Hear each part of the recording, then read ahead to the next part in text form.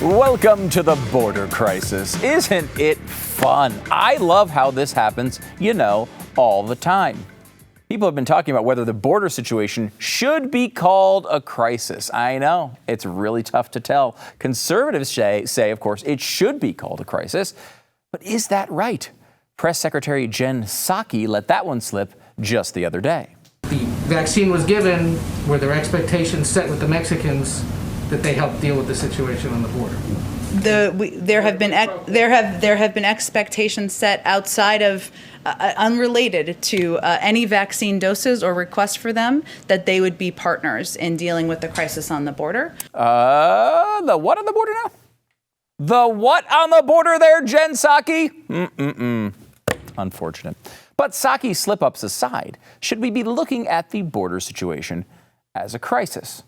This footage from Project Veritas would indicate the answer is very much yes. Project Veritas has obtained never-before-seen photographs of what it actually looks like inside this facility. Shocking images showing people wrapped up in what looks like metal foil, laying on the ground, their faces covered. Why won't the administration be honest about this? Why won't they show you these images? It's pretty powerful images. And then these photos from Axios would also indicate the answer is yes. I mean, look at all these. Same type of thing. In case you were doubting Project Veritas, you can see it very clearly here from Representative Henry Cuellar and Axios. Sure looks like a crisis to me. I will say, side note here, are space blankets really effective or are they really cheap? Why do our governments always use space blankets? I'm sure there's a reason for it, but I'm not quite interested enough to Google it. How about the Washington Post? They had a huge report going on here it was basically called Behind the Scenes of what they call the border surge. Now, does this sound like a crisis? Quote, the Biden administration is scrambling to control the biggest surge in 20 years, with the nation on pace for as many as 2 million migrants at the southern border this year. Okay, so that has to be a crisis, right? We are totally united in crisis talk at this point. Well, let me ask you a question. Let's step back here for a second, because the hype is all about how big these numbers are, and people are looking at the situation as a crisis for understandable reasons. But let's step back for a second and examine our priors for just a short time with this question.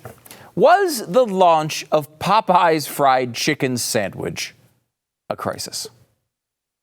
Remember back in August 2019? Oh, we were so young and so naive back then. August 2019. This is when the biggest story in America could be the release of a chicken sandwich. Remember those days? I want them back. I want those days back.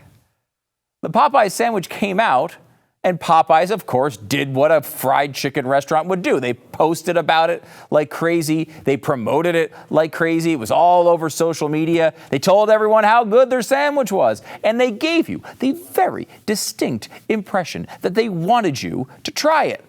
And then so many people wanted to try it that lines formed around the block at some Popeyes locations. They were selling so many chicken sandwiches that it became an internet phenomenon. Eventually, they ran out of chicken sandwiches. A chicken place ran out of chicken sandwiches. How does that happen? Completely nuts, right? But was it a crisis? Setting aside the possible marketing benefits for just a second, surely, given the choice, Popeyes would have preferred to have chicken sandwiches available for everyone who wanted one.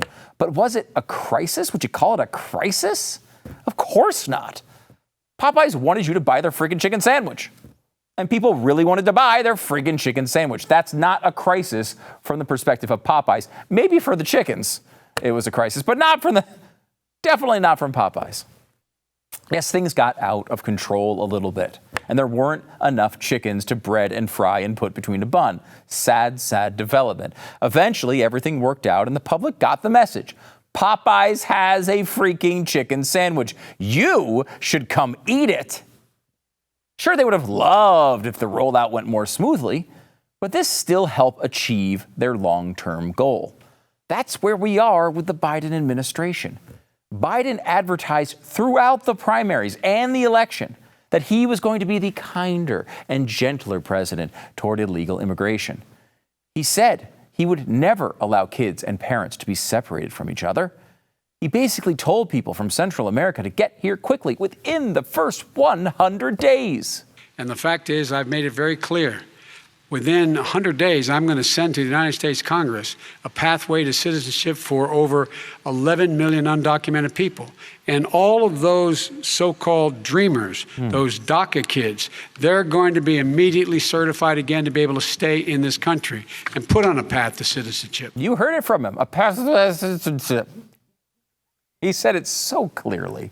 How could you possibly not understand?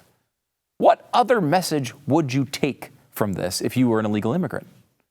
The Biden administration was well aware that this was coming. From the Washington Post, quote, "The situation at the border, which Biden and his advisors steadfastly refused to call a crisis, is the result of an administration that was forewarned of the coming surge, yet still ill-prepared and lacking the capacity to deal with it. They sent clear signals to the families of the illegals." Quote, "The administration also took several steps, including saying it would allow unaccompanied minors into the country." Gee, I wonder where they got this crazy idea. "That increased the flow of migrants and encouraged more to try their luck. There are now more than 10,000 unaccompanied migrant children in the care of the Department of Health and Human Services and 5,000 more in the care of Customs and Border Protection, nearly twice the previous record, according to the latest figures obtained by the Washington Post. They were warned over and over and over again. They were warned not only by the outgoing Trump administration, but also by career officials who actually understood the border. Quote, "Biden transition officials understood the risks as well, identifying a surge of unaccompanied minors and a dearth of shelter space exacerbated by the pandemic as the most pressing problems. Yet Biden immediately embarked on an aggressive strategy to roll back Trump administration policies. Can you call it a crisis when you do it on purpose?" All of this combined to make up the mess that we have today. And it all combined to send a very obvious and clear message to any aspiring illegal immigrant who might be considering crossing the border. Do it.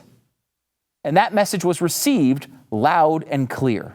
After hearing Republicans complain about Joe Biden and how did this happen, and some Democrats complain about how did this happen. So did you come here because Joe Biden was elected president? Basically.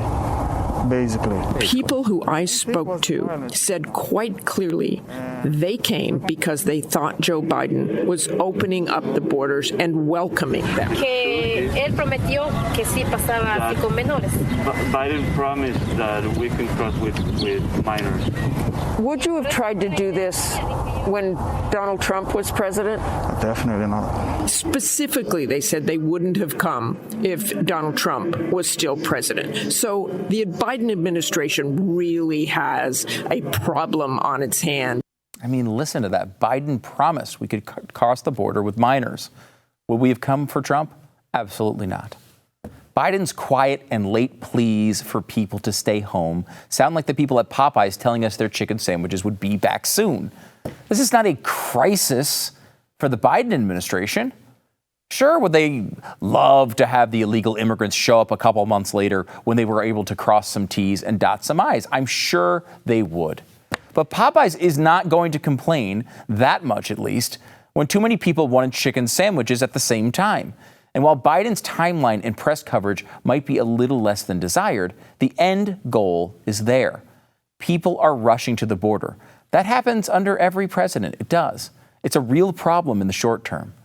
But it's the stated desire of this administration and the left in general that our border means nothing in the long term. And that is the real border crisis. Hi, Stu Bergier of Stu Does America here. Thanks so much for watching our video. Did you know you can watch our entire catalog for free right here on our channel? Subscribe now and be sure to hit the thumbs up button on all the episodes you watch, because that's how they know you like this stupid show. And that little bell in the corner as well. Make sure you click that. You'll get notifications every time we post new content. Stu Does America, every weekday at 8 p.m. Eastern, right here.